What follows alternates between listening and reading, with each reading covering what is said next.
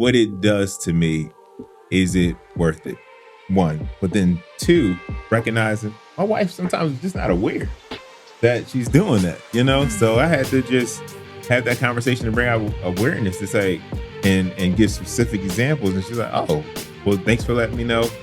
I'll be more mindful of that in the future where, I'm assuming she is aware. That's why she's doing it. You know what I mean? And this is the way that you feel. So, just again, it was a vulnerable place for me to have the conversation and say, yeah, when you do that, it makes me feel this way. And are you aware that you're doing this to me consistently around other people?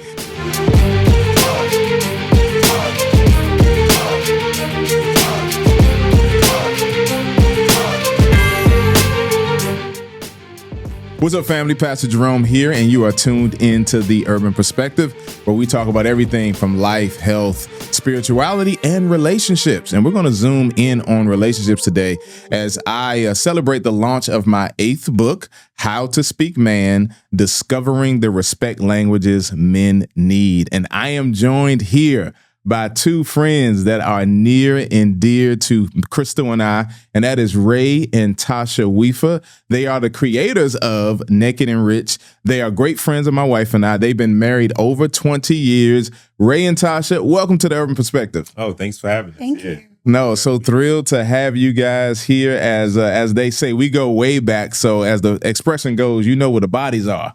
We go back. We go back that far with each other. Ray and I met at St. Augustine's College again over 20 years ago. Wow. And him and his wife have been just great friends for Chris and I. So I'm truly blessed. So this is more than just an interview. These are just friends getting together. So again, thank you guys so much for joining The Urban Perspective. Yeah, no, appreciate the invite and really looking forward to the discussion. It's a great book, and I know it even helped us just, think about some things, rehash some things. Relock in on communication. So we're looking forward to discussion. Absolutely. Yeah, that's my heart behind the book. For those that are watching this, again, let me remind you too, like, share, and subscribe so we can get some good content out there. But my heart behind the book was I'm hoping that couples will read it together. Yes. It's called How to Speak Man because I'm encouraging men to be able to communicate. And hopefully I'm helping women learn how to navigate male emotions and vulnerability. And so just you guys kind of got examples of the book or got a copy of the book before it released to the public. So to start off, let's just after reading the book, can you just tell me individually, then as a couple, just what were your initial thoughts? How did the book impact you? Absolutely. You want me to go first? Yeah. I'm sure you do. I would say I wish I had received this book during courtship. And the reason for that is, and I joke with my wife all the time, getting married, I didn't know I was going to have to talk this much. And I don't mean that in a bad way, but I really realized how much I didn't communicate. How much I internalized when I had another person who was with me 24/7, who likes to communicate, who likes to talk, who likes to share emotions. And while I did have a roommate, sometimes, like, hey, what's up, man? Go in my room. That's it. That was it. It's like, it's not much for us to talk about. If you had something to talk about, we'll talk about it. But communicating, labeling, feeling. I feel something. It's one thing to feel it, but then, all right, this book helped me to identify, oh yeah, that's what I would call that. So let's unpack that. It may not be it in its full capacity, but foundationally, this is what I'm feeling in a moment. And so we can build on top of that, where before it's just like frustrated, disrespected. It's like, oh, what does that mean? Yeah, so you were able to communicate frustration, but not necessarily the emotion preceding the frustration. That is exactly it. Yeah, gotcha, that was a great way to put it. And I'm just scratching the surface of putting labels on feelings in order to have constructive conversations about it. Right. I would say that helped, but I'm sure as we get deeper into the topic, I can give more specifics. But what about you? Well, I agree with you. I think being able to have a vocabulary to work with, to label some of these things is really important early on in a marriage or a relationship in general. Right. And so, because without that vocabulary, there's a lot of miscommunication. There's a lot of I would say assumptions that get in the way, and that just adds to the challenges, with communication and more importantly with understanding. With that being said, I think that that's something that I took away from the book is that for a lot of women out there, they get caught up in intentions. Like, I have no intention to manipulate my spouse, husband, boyfriend, whatever, fill in the blank. You know, I'm not out to be a malicious woman to take advantage of him. That's not at all. But what this book I think exposes is how things that women might perceive as somewhat innocuous, benign, are actually really damaging. You know what I mean? To the safe space for communication that they would like to have, but they don't realize that they're damaging. So I think that exposes, that is exposed to. Now, thank you because you mentioned safe space, and that's one of the things I bring up in the book is that men don't lack emotions, but sometimes we may lack a safe space to express those emotions. And so can you unpack just if you agree with that statement or not and break that down for me? What's that for? Both of you. Yeah, you can start, Ray. Yeah, you can start, Ray. No, that's a great point. And I don't want to give too much of the book away when we talk about the unsafe woman, but yeah, absolutely. If I would define, okay, what does it mean to be safe with my wife when we're communicating? Mm-hmm. Time, that's talked about in the book, that space in order to process, there's respect for that space to be able to process, come back. Being heard, feeling validated, just not jumping to the solution, jumping to the conclusion of, or jumping to my label without me having the time to, process it for myself. What is that label? So being heard, being validated. And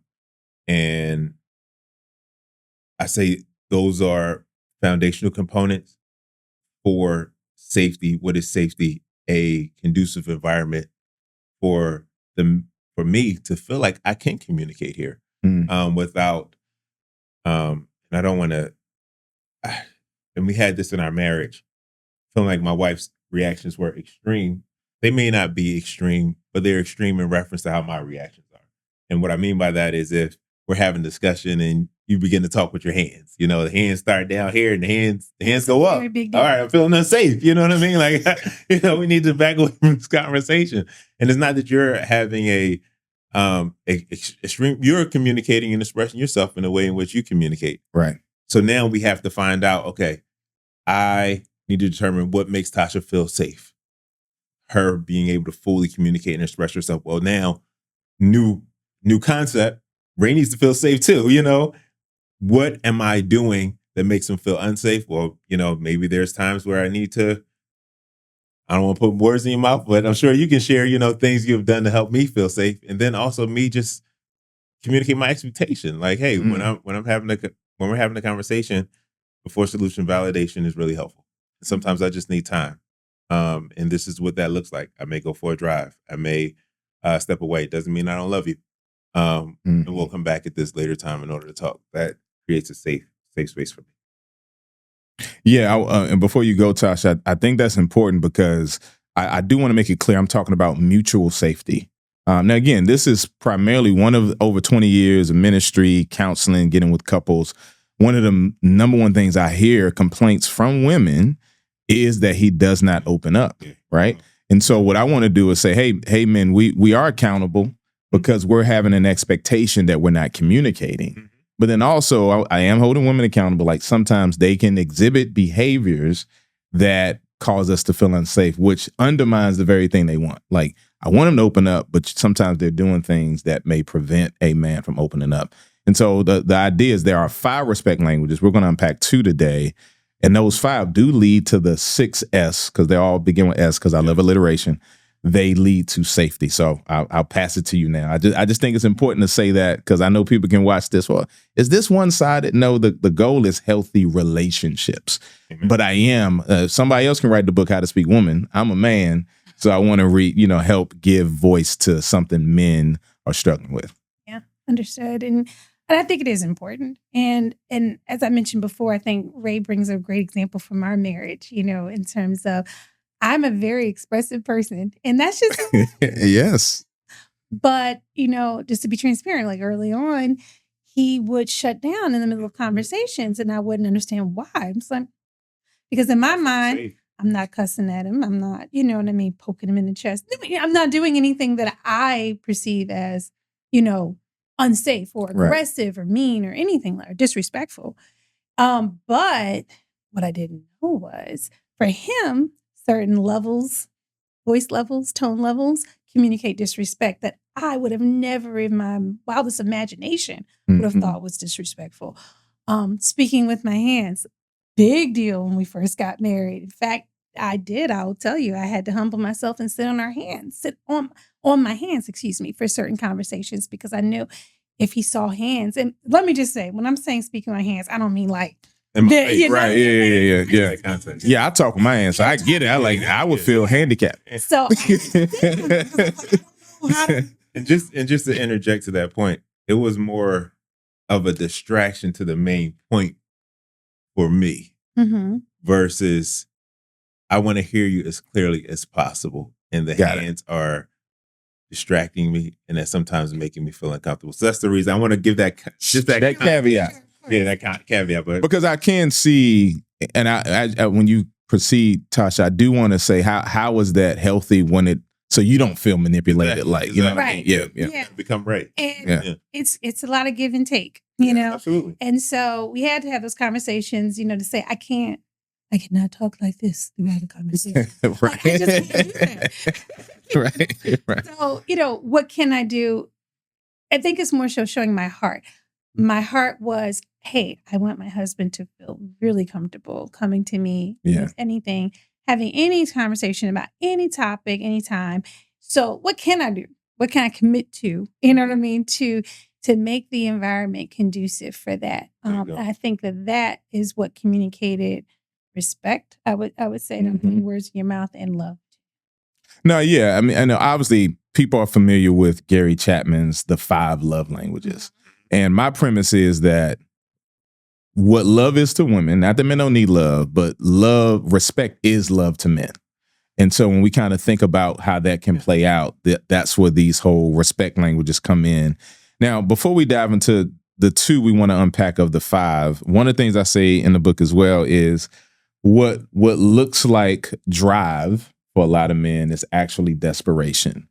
So there's a chapter 3 called Don't Believe the Lie. Don't believe the lie that emotions make us weak, or that we should deny them, or that we should not embrace them. And so we end up doing things to not feel. That can be destructive. How did that play out in your life? And then what is the difference now? Yeah, I really enjoyed that chapter. And just to be honest, I remember coming home, real stressful day. Tasha asked me how was work, how was things. I would have like I remember this one time I was on the conference call, everybody cussed everybody out. Like it just went out of control. And I just would come home, work was fine. But chest was hurting, head was hurting, feeling fatigue. And my drive would say, work more. You lost control of that call. So you need to figure out how to get control going forward. Press in. When instead of having a conversation with my wife was like, yeah, I felt out of control, felt vulnerable. I don't even know why I escalated that far. Or just open my mouth and said something outside of it was all good. It would have helped me not to feel like I had to drive as much or internalize more pressure on myself than I needed to. Fast forward. Now, like full transparency in some cases, like we just had a situation at work where I was feeling I was able to label it like, hey, I putting labels on. I feel disappointed that didn't happen. I was expecting this type of outcome. That's so good. It didn't happen. And I'm disappointed. I know God is good. I know, things are all right, but I really wish that would have came through. And that only takes 5 minutes, but that 5 minutes of processing releases me to go on to continue to work and to do things without carrying it in and compounding it. So I would say compound stress was really being added by continuing to drive instead of just acknowledging, taking a moment. I had a friend tell me, sit at the bottom of the hill, just feel it for a second. Right. Yes. Just feel it, be in it, not live in it. Just feel it, so that way you can continue to be effective. Now, see, that's huge. Like you said, those 5 minutes, you were able to tell Tasha, I'm disappointed. or I'm sad. So I want to hear from you. What does that do for you when your husband does open up and he shares not just today was good, but actually lets you know about the disappointments of his workday? Yeah. Well, one, it triggers me to want to comfort. You know what I mean? To give him comfort, give him support, not criticize and say, well, yeah, you probably should have done it this way. You about to pile on. I think that's important to call out. Yeah. If I remember correctly. Some fear in that. Yeah. If I remember correctly, and please correct me if I'm wrong, I think my immediate response was I came and gave you a hug when you came out of that meeting. And so that, and then two, it helps inform me, I guess, of, what I can do for the rest of that day, the rest of that time to help him. You know what I mean? To make sure, hey, I know he's a processor. Let me see what I can do to give him a little extra space to process. We have a 2.5-year-old, so space to process is not readily available. But you know what I mean? What can I do to give him a little space to process? What can I do to give him, just a little special encouragement? And also, because we are believers, that informs my prayer life for my husband. You know what I mean? I need to lean in and pray over him and with him about this. So, it's helpful. It also ultimately makes me feel like, wow, I'm his person. Yeah. He didn't run to, going out to with such and such, I'll be back. He came to me first. I was literally the first one on the scene. You know what I mean? To hear what happened. And that makes me feel, again, special. It makes me also feel like, wow, we're really connected. And that he trusts me with this very vulnerable part of himself that he wouldn't share necessarily with the whole. Exactly. And that deepens the connection, which is my heart for the book, is like, I want men to feel safe to be vulnerable with their wives. Like, instead of running to something that can contribute to either disdain or disagreement, they're able to run towards each other. And that's an example of that. So let's dive into, so again, guys, it's 5 respect languages. We're only going to talk about 2 of them today, and that is space and sex. And so you mentioned space. And so I present space as a respect language, not to go and do something destructive, but that understanding the man that you're with. So there are times I'm talking to women directly in the book, and some men need space to process. I'm not talking about space to go to a mistress, obviously, not space for a side piece, not space to go get drunk and do something destructive, but space for the purpose of coming back to finish whatever conversation started. So when we think about space, I want to ask you this, Tasha. Why do, and again, you don't speak for every single woman on the planet, but you represent a good amount. Why do so many women view space as rejection? Well, again, and then whatever you feel comfortable sharing personally, for you guys, I think, unfortunately, a lot of women have experienced rejection from their primary male influencer, their father, early. And so I know for me, him walking away from me saying, I got to go, I want to leave, I want to take a drive. That's his primary thing. I got to take a drive. Triggered that memory, if I want to put the word trauma on it, sure, trauma, that, hey, he's just trying to get away from me like my father seemed to have wanted to get away from me. And so that's definitely, it triggers that. Now, that's not necessarily his baggage to carry. You know what I mean? That's something that I had to learn. It is something for him to know and be aware of, and for me to communicate, but I can't put that on him, And so I think there's insecurity that that, for at least I'll speak for myself, I had to work through to understand that this is something he needs. This is not an escape. This is not him running away. This is him taking time to process. That is what this is about. That's the motivation for him asking for this time. And Ray, how are you able to communicate that? Because that's what, obviously, from the book, is I'm encouraging men to explain to their wives or the woman in their lives why they need the space. Yeah. Especially not just, I'm not advocating leaving in anger and now she's left with, all these things in her head. So how have you been able to communicate that with Tasha in a healthy way? Yeah, I think key part of the book which helps is that is a very difficult concept to do in the midst of a heated situation. Just to be honest. Just to have that awareness of, man, say if it is a conversation we're having in which I'm angry at you, to say, I am angry doesn't mean I don't love you.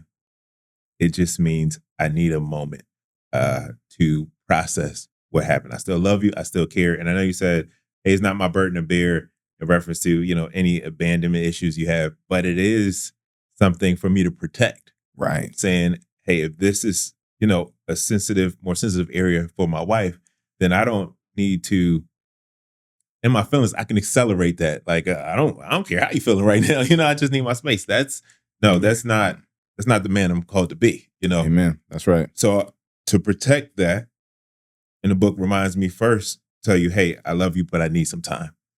And the second part of that is a comma to say, and I want to rebroach this topic before we go to sleep. Yeah. I want to rebroach this topic. Just give me a day to come back. And I promise I'm going to come back. But then taking it a step further and coming back. Exactly. Not having her. You get right. No, it's on me. Taking ownership to bring that back up. And I that chapter just gives a good framework just for a man to do that. I will say the timeline really. Yeah. Saying, I just need a day. I'm going to come back to you tomorrow. I'm going to come back to you on Wednesday. Whatever the day. Whatever it is. Yeah. Whatever it is. That doesn't even matter. But just knowing that he's intentional about coming back to this topic and reconciling whatever the difference was, it again really helps. Even if I need more time. Thoughts. I can come back. Even that. I still need more time. Yeah. And it's safe to say. Yeah. Yeah. It's a safe environment to do that. Yep.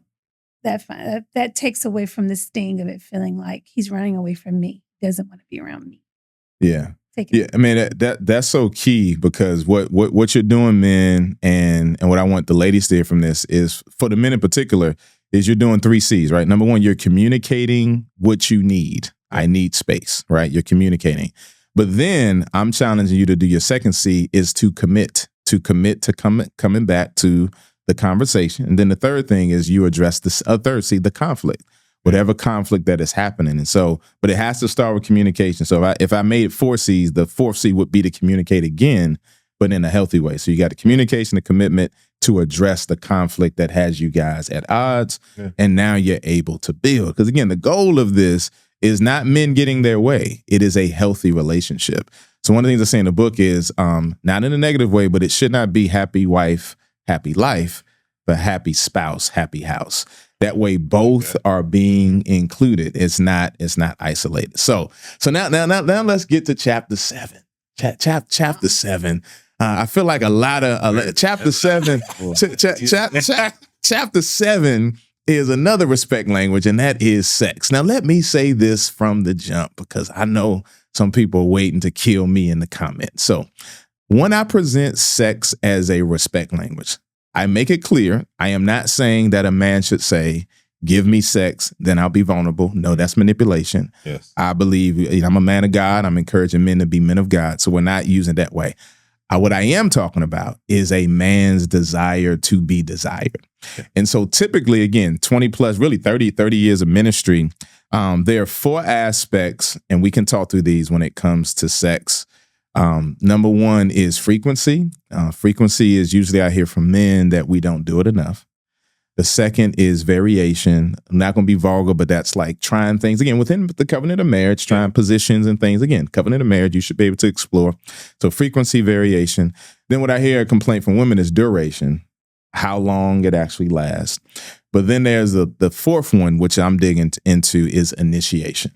And that is that some men want their wives to initiate sex. And the reason it's a respect language is because men want to be wanted just like women do.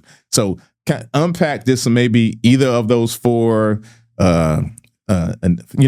frequency, variation, duration, initiation, and then kind of how you guys work through that to get to a healthy, because again, we want believers, we want people having healthy, vibrant sex lives in marriage. That's not a bad, it's God's idea. We should express and experience it within the covenant marriage. So yeah, and again, this is Ray's favorite chapter, y'all. it's the same. I enjoyed that chapter.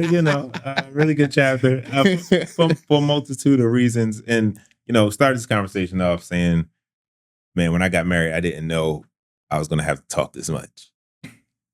But I'm sure my wife can say the same thing about sex. Like, hey, maybe like, hey, when I got married, I didn't know this was going to be such a big topic, such a, permeated through everything that, we do. Yeah. How Ray, sees the marriage and sees life, like, how really important this is. And then compound that on. And I think this concept of now men feeling comfortable to say, I want to be wanted. Yeah. I feel like that's still new and now it's getting movement, it's getting legs. And I like that the chapter really presses into this because yes, sex is a direct communication to me, is a language to me that I am wanted by you. And I want to be wanted by you. I don't want to be wanted, by anyone else. And then not when we get into that gridlock of, well, I want to talk. Well, I want sex. Which comes first, the chicken or the egg type situation. Again, being a godly man and taking that initiative that I may want from you to press into a conversation, like do unto others, you have them do unto you. Like, okay, I desire this, but I'm going to humble myself and initiate, hey, we haven't talked in a while. Let's have the conversation instead of waiting for sex. Now that feeling is still there. I may still 100% feel like, man, I'm not wanted. You know what I mean? Because of frequency or because of initiation. But now we're in a space where I can communicate that to you as well. To say, you know what? Not feeling wanted. I know you love me. I know you like me, but I want you to want me. And here's how. Getting it in. You did so well. Hey, for somebody who can't talk, when we talk about sex, you got a lot to say. Make it plain. Very, very straightforward. No. Anyway. You talking with your hands too. Hands going up. The whole nine. All that. Able to label that. It's very interesting that. No. But no, it is good because especially with sex, there could be assumptions. Even in our marriage, there could be assumptions. Like everything's okay. This is frequency. This is enough. We just had sex, or something like that. And what I find interesting is, I'm talking about initiation, but then let's talk about frequency for a little bit. I parallel that to talking. I parallel that to communication. If I talk to you on Monday, but don't talk to you on Tuesday, Wednesday, is there a problem in our marriage? Yes. But sexually, I don't always see sex looked at like that. Like, all right, we had sex on Monday, but we had sex on Tuesday, Wednesday. Is everything okay? You know what I mean? But it's still a language. So as we constantly are talking and communicating verbally, let's ensure that the language of sex is being spoken frequent. So that's how I would think about frequency. How about for you, Tasha? Well, as I said, this is a conversation topic that comes up a lot in our household. But I think all in all, when I was reading the book and thinking about conversations we've had in the past, cognitively it makes sense. Of course, a husband, my husband, wants to feel wanted, wants to feel desired. It makes cognitive sense. But in practice, I had to kind of face some facts about myself. Like, why is it hard for me to initiate? I'm talking specifically about initiation. Why does it seem so uncomfortable, for lack of a better word, awkward? And I had to realize for myself that although I definitely in my mind agree, there is this part of me that unfortunately adopted some narratives from books, from movies that you see where that depicts consistently that, the man who's in love with his wife and whatever is the initiator. Like that's part of his profile. And in contrast, a woman who initiates is either a whore, of some sort, promiscuous in some sort, or on the reverse side of that, just a desperate woman who's just thirsty for anybody. You know what I mean? And so I know that those are false narratives. I know it, but I don't know if it's just because of the years of consuming such content. It gets in you, and it takes a while to get it out. And so, but I'm learning to prioritize it. Also, that's another thing. As we've grown in our marriage, grown personally, grown vocationally, there's so many things that compete for things like attention, energy, capacity, all of which are needed, you know what I mean, for sexual frequency, for initiation, for the capacity to try different things, all of those things. Yeah. And so having to learn, how do I prioritize this during the day when there's so many pressing things that seem like it needs my immediate attention and effort and strength, and so I had to realize that I wasn't putting it in its proper place on my priority list. And again, this is something this is in process. I have not mastered this at all. I'm learning how to do this, but realizing it's a priority and it's a need that needs to be met, and prioritizing as a need to be met are two different things. And so that's what I've been addressing. I acknowledged it, but I wasn't acting on that acknowledgement as much as I needed to.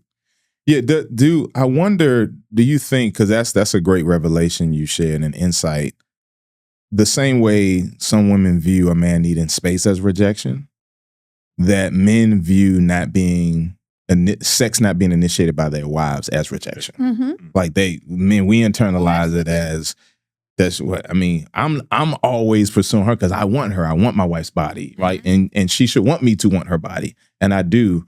But I don't know if women understand that men internalize that as rejection. Yeah. Again, I can't speak for all. Right? Yeah. You speak. Tasha.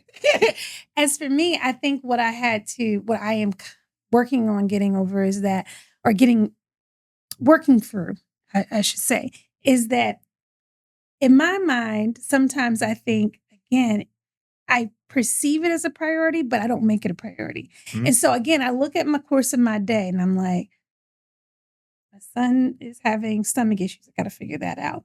I got a meal plan for the rest of the week. There's payroll for the business that needs to be done. I got all these things and they seem very urgent. You know what I mean? That, we're running out of underwear. I need to do laundry. You know what I mean? That kind of thing. And I do it instinctively. I put sex at the bottom of the list. Mm.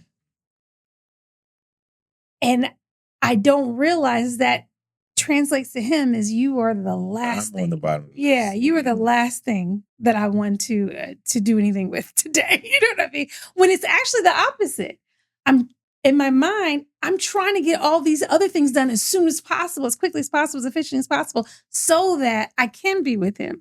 It never really works out that way. Yeah. But that's the intention. But it's just backwards. I didn't realize I had it upside down. Because Ray thinking we could just do it on the laundry. That's what he said. Like, ew. And that's something for us to negotiate. But again, back to your question, I just think it's hard. Sometimes I can easily get distracted by everything else and inadvertently make him a low priority, which communicates that you're not that important. I'm not interested in you. Also, too, can I just be real? Hey, I'm in my 40s now. Things are changing chemically. Sometimes I really don't have a sexual drive like I've had in the past. It's not him, though. I got literal chemical readjustments going on in my body like every day. That's just reality. But it's also not an excuse. I've learned and am learning that being a sexual initiator in my marriage doesn't have to be based solely on innate sexual drive, sexual desire in that moment.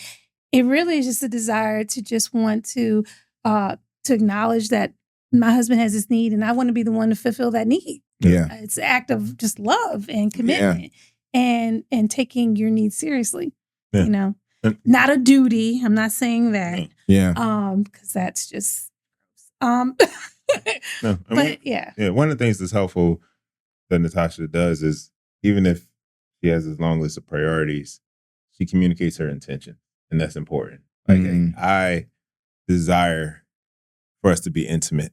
My energy is not there. I just have these things going on. Like even, I think, I don't want to speak for all men, but I think even something like that is helpful than nothing at all. You know? Yeah. So the same thing is, let's flip it, communication, intimacy for my wife, meaning we're having a conversation. I got a lot of work going on. I got a lot of priorities. I'm traveling. I say, I want to have quality time with you. It is still important to me that we just connect. Even if we are not able to connect and talk, that just still makes her feel wanted, you know? Yeah. So for men, like we just need, like, of course, with physical act, but for me, just something, just to state the intention of one is just equally important. Yeah, I use for those that are watching, I use Song of Solomon, where you do see mutual initiation. You see a lot of very explicit, but again, not explicit in a negative way, where they're using analogies about each other's body parts and what they want to do. And then sometimes she initiates by, come taste the juice, come enter the garden. She ain't talking about Welch's. You know what I mean? She is inviting her husband. And again, this is a marriage, so it's a beautiful thing. But I do think something you guys said, and I want everyone to hear this. It is mutual sacrifice. I am not advocating either party using this manipulatively or abusively. And so there are times where us as men need to say, hey, I need to sacrifice, and we're not going to do it tonight for her. And there are times where the wife may sacrifice, say, I may not be feeling up to it, but I'm offering this to my husband because I love him. So I want to be clear that there is a mutual thing. It is not a one size that he should just get it whenever he wants it, regardless of how she feels. That's not the posture of a man of God anyway. But neither is constant denial the posture of a woman of God. So again, mutual sacrifice helps us get there to where we can address frequency, variation, duration, which is something you work on physically. And then again, of course, initiation, which I want both to do. I'm not excusing men from romance and pursuing their wives either. Again, so let's transition. I have a chapter called The Unsafe Woman. And the point of that chapter was to address head on, and I have archetypes, but some things that women do that actually undermine the very thing they want. They want vulnerability. They want communication. And again, it's not to excuse men, but there are things that can contribute to an unsafe environment. Because here's the secret I let out in the book, is that when a man labels you as unsafe, he doesn't tell you. He shows you through his actions of working more hours, doing what he can, because at the end of the day, what no woman wants, and what no man wants either, but you don't want your man associating peace away from you, right? You don't want him associating peace outside of your presence. And so that's my point, is not to beat up women. And I say, hey, this doesn't have to be a permanent marker, but one of them is the unaccountable woman. Like, take accountability for how some of this that may apply to you. So Tasha, we talked offline, but can you talk a little bit about that chapter and just what you saw, what you were able to kind of relate to, and then what you learned from that chapter? Yeah. So one of the archetypes that you present is the helper. And I resonated with that. That's been something that's been a common issue in our family, something that I'm still working to address. And in that archetype just finishes sentences or corrects things in the middle of the person communicating and interrupts them with some type of correction or edit. And I definitely have done that. I acknowledge that. And I've seen how it impacts Ray's comfort and well, I won't say comfort, but his confidence to communicate and to express how he's feeling. And again, is it intentional? No. It's just, again, I've prioritized the wrong thing. You know, it's not about perfect articulation. It's about me appreciating that my husband wants to come to me with this information. He wants to share these vulnerable feelings and emotions. And so as I've been addressing that, and yes, holding my tongue, I know is a triggering phrase, but yes, holding my tongue. And I've been able to focus more on active listening. So while he's talking, making sure that I'm not thinking about the rightness of what he's saying. Do I agree with how he's articulating it? Anything of that nature. I'm really focusing on what part of his heart is being exposed to me right now. And how can I respond in a loving way, to it. So that's what I mean by active listening. And I want to just, again, so people can understand, helper is in quotes, because I know some people might think, well, the Bible says that he made a suitable helper. So we're not talking about good help. It's like this idea of helping where it can be perceived as condescending. It can land that way for the man. We're again finishing sentences, things like that. So we're not talking about the good help of Genesis, just for those watching. So how were you guys able to talk through that when, she's helper in quotes? How have you been able to communicate? How it made you feel? Yeah. So again, so that we can get to healthy communication. And I think when identifying for me, and it was hard because it's a vulnerable place, the environment of where, I start to feel not as confident. And that is when she's being a helper around friends. I noticed it was just like, I may state a fact or something strong that I believe in. And I don't know. She'd be like, no, it's actually like this. And I'm like, no, I think it's like this. No, it was actually like this. And this is like, all right. So we had that situation happen. And, afterwards, just had to have a conversation, twofold to say, hey, this is how it made me feel when you bring this up. Two, we're not talking like nuclear weapons. Like, is it worth like, having to make this adjustment right now, in the conversation? Not that I want to, put out any falsities out there or anything like that, false information or anything like that. But is it what it does to me? Is it worth it?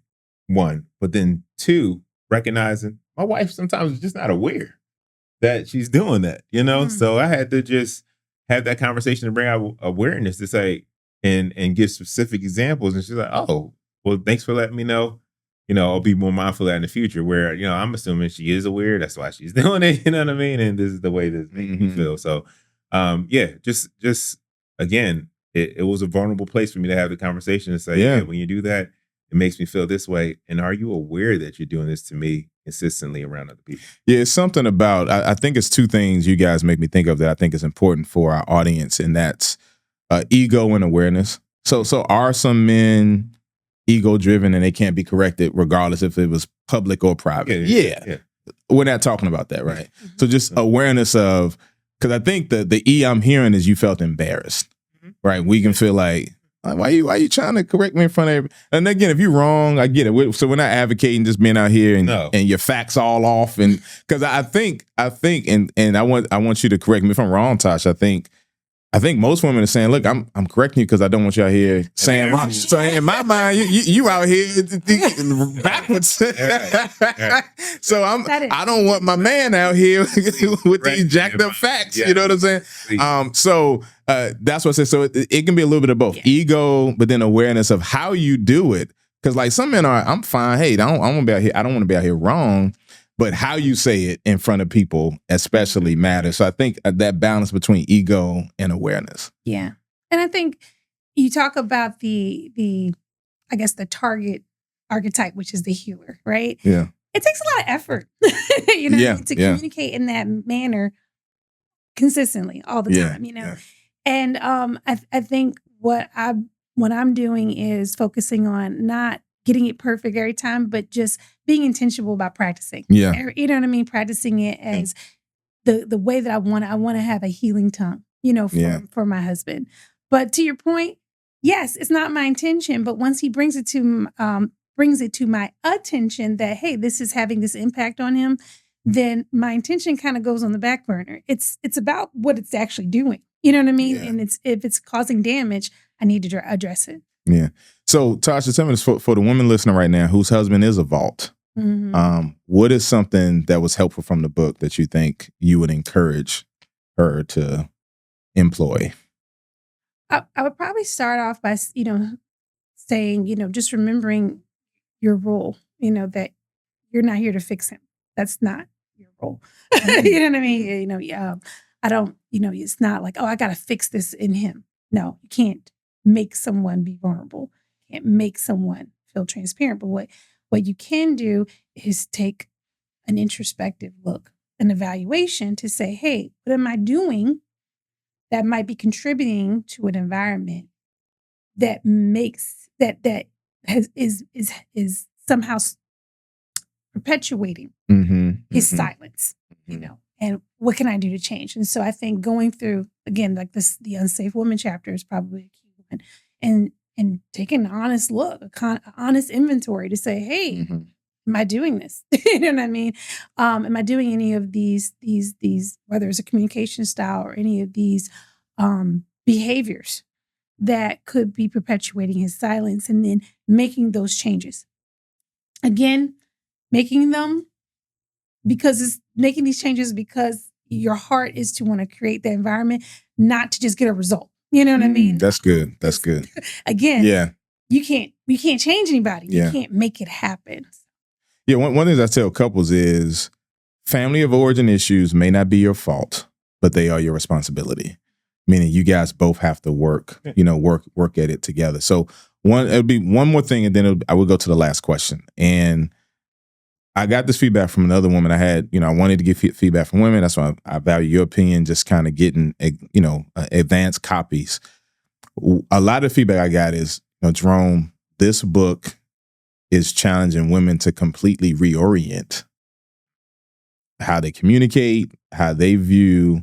And my response was, I do get that, but men have felt that way. Like they feel it's one-sided.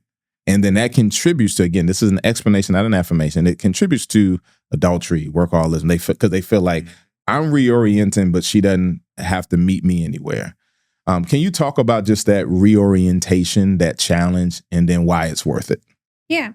So I know you talk about, the lies. Well, I think it's important to consider that women have believed these lies too, that a man is stoic, unshakable, unflappable. You know what I mean? He doesn't express these types of emotions, you know what I mean? And he doesn't need these types of emotional considerations because he's a man. And I think that the challenge is that you have to recognize, hey, I think I bought into these lies too. You know what I mean? Again, not intentionally, just happened. Yeah. And so having to erase that and say, hey, this is a full dynamic human being with an emotional landscape just as broad as mine. And so he's going to require not necessarily the same, but the same level of consideration, So I think I had to start with that, and then from there, also some compassion, patience is probably a word I would use in consideration of the fact that I have been articulating my emotions since childhood. He has been articulating his emotions for roughly 18 years. You know what I mean? That's a big difference. And it's not to say, you're, adolescent or anything like that. It's nothing to insult. It's just the reality that this is still a new skill set for him. And so that causes me to, or rather should cause me to be a little bit patient. You know what I mean? That vault is not going to open easily every time. It's going to open and close. And because this is new for him. This is new.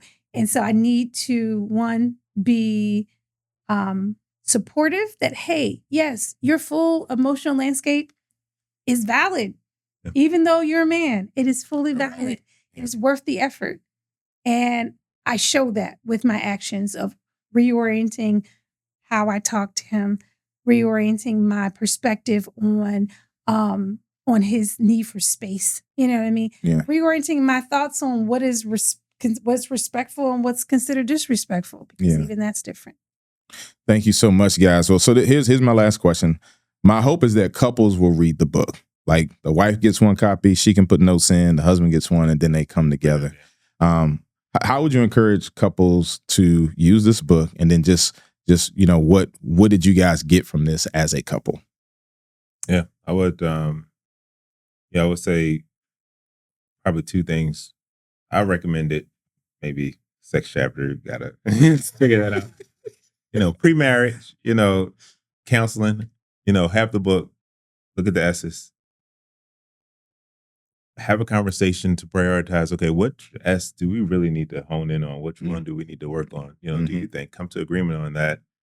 And then I like that you have questions at the end of each chapter. Have those discussions, try to incorporate that as much as you can into the daily flow of your marriage, like a devotion almost. I think that's just a solid way to not get overwhelmed. Because again, for me, labeling my emotions, having these discussions, as my wife mentioned, I'm probably 18 years into the value that, like, understanding this is of value. And that you have value. Right. That I have value, and that having these discussions are of value. And that they're helpful. So recognizing that, and I think again, those questions allow you to have that pillar communication, to have that mentality to meet each partner where they are in reference to communication, and then trying to build together from there on what your communication is going to look like. So I recommend couples get the book. If you've been married 20 years, 2 years, or 40 years, I think it's still helpful, still a refreshing reminder of how you can better communicate. Yeah. And I think it's to your point, the earlier on, the better, right? So I think this will be a great newlywed gift for sure. But to your point, like, even if you are in a couple that's been around for a while, you're in the double digits, I think it still provides that vocabulary, to label some of the things you're observing that have been pitfalls constantly in your marriage, things that you just can't seem to get around, and you're trying to figure out why, what is it? I think this book will provide that vocabulary, and therefore, once you have the vocabulary, now you have words to use to talk about it, not talk at each other about it, and ultimately, come to a point of reconciliation. Awesome. You guys have been putting in the work for years. Again, I know you guys personally. The audience may not know you, but these two are practitioners of what they're talking about, from their business to just their walk with the Lord, to them as a couple, to their beast with finances, their financial oneness. And God put on your heart to create a card game called Naked and Rich. So talk to us a little bit about why that name, and then how that can strengthen oneness and understanding for couples. Yeah, so Naked and Rich is a financial card game for couples, and it's all about financial intimacy. Naked doesn't talk about actual physical exposure, but Ray, chapter 7. Really, we were talking about just the transparency. Yeah. Money is one of those sensitive topics that people don't want to get naked. They don't want to get transparent about feelings and thoughts and attitudes about money. And then rich is just the true riches that you get from being financially one with your partner. Not in terms of just the financial benefits, but the richness of transparency, the richness of being really unified and on one page. And with financial issues being still like one of the number one reasons people get divorced still, this is an important topic. I think that's well said. Awesome. And there is a little bit of spice. There's a little spice. Chapter 5 in the game. There's some chapter 7 in the game. Now is this? Where is it about? How can people get it? Tell my audience how can they get it? Absolutely. So you can go to nakedandrich.com, and you can purchase the game right from the website, but also see a little bit more about the concept of financial oneness and how it relates to the overall health of marriages. Awesome. Well, Ray and Tasha, listen, I love you guys. Grateful for you. This is an amazing conversation. I think this will really help and strengthen tons of couples all over the world that are going to hear this, that may be struggling. Thank you for your transparency. Letting people into, the space and then sexual intimacy of your marriage is going to hopefully open up other couples to have these tough conversations that will ultimately strengthen them when they kind of hit these things head on. And so, guys, again, thank you so much. How to Speak Man is available wherever books are sold. Again, I'm praying that couples gets it. Even if you're not in a relationship, it's going to be helpful for you. Well, listen, you've been tuned into another episode of The Urban Perspective. Be sure to like, share, and subscribe so we can get this good content out to the masses. And I will see you next time as we continue to build on this topic of how to speak man, discovering the respect languages that men need. I love you. God bless you. Peace.